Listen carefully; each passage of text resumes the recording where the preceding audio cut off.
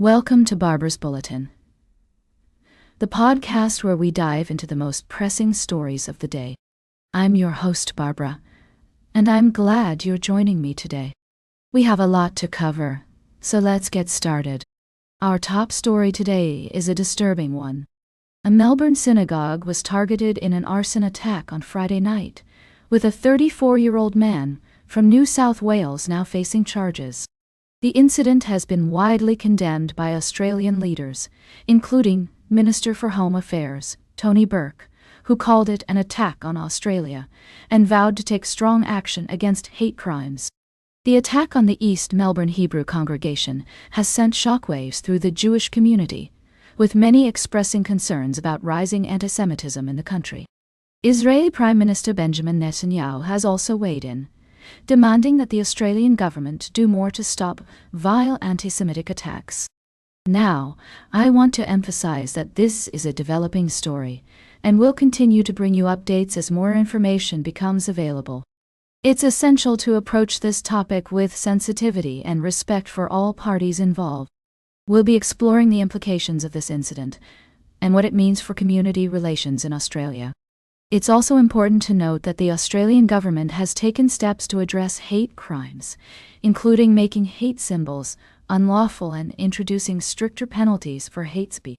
However, as Minister Burke said, eliminating antisemitism requires a collective effort from all members of society.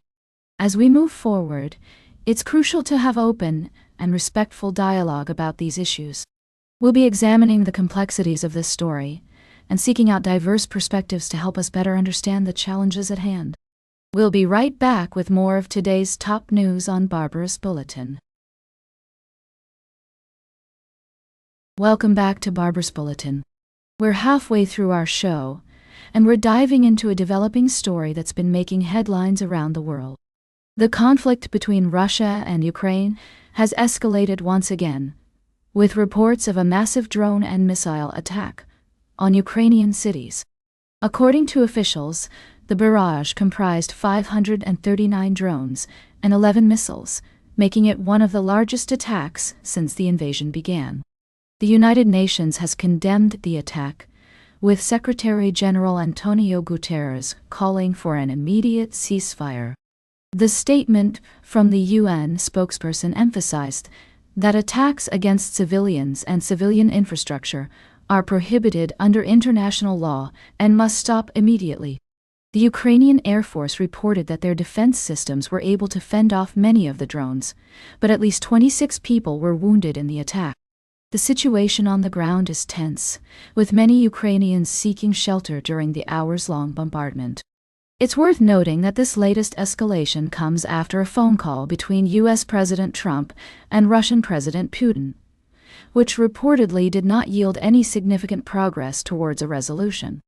In fact, President Trump expressed his disappointment with the conversation, stating that Putin seems determined to continue the conflict. As we strive to provide balanced coverage of this complex issue, it's essential to acknowledge the perspectives of all parties involved. The Russian government has not commented on the latest attack, but they have previously stated that their actions are aimed at protecting their national interests and supporting separatist groups in eastern Ukraine. Meanwhile, the international community is urging both sides to engage in diplomatic efforts to find a peaceful solution. The UN's call for a ceasefire is echoed by many world leaders who are concerned about the growing humanitarian crisis and the potential for further escalation. As we continue to monitor this developing story, we'll bring you updates and analysis from experts and officials on the ground. For now, it's clear that the situation remains volatile, and the people of Ukraine are bearing the brunt of the conflict. Stay tuned for our final story of the day, right here on Barbaras Bulletin. Welcome back to Barbaras Bulletin.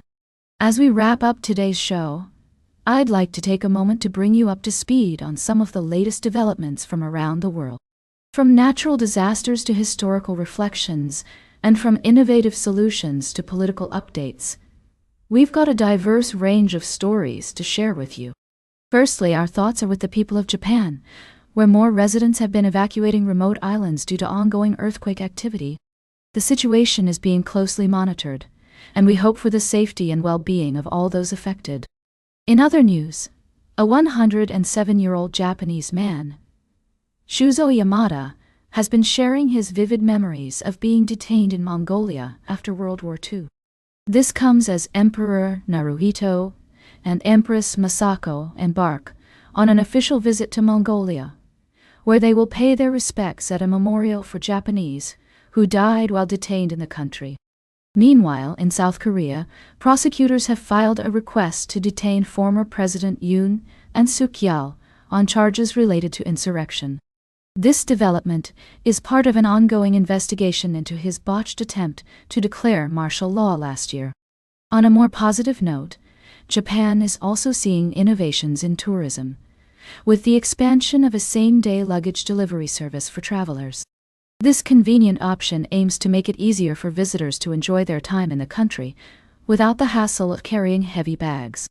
Lastly, we're reminded of the importance of staying informed and engaged, especially during times of misinformation and uncertainty. As we strive to bring you accurate and balanced reporting, we appreciate your support and encourage you to stay up to date on current events. That's all for today's Barbaras Bulletin. Remember to like, share, and subscribe. And until next time, stay engaged.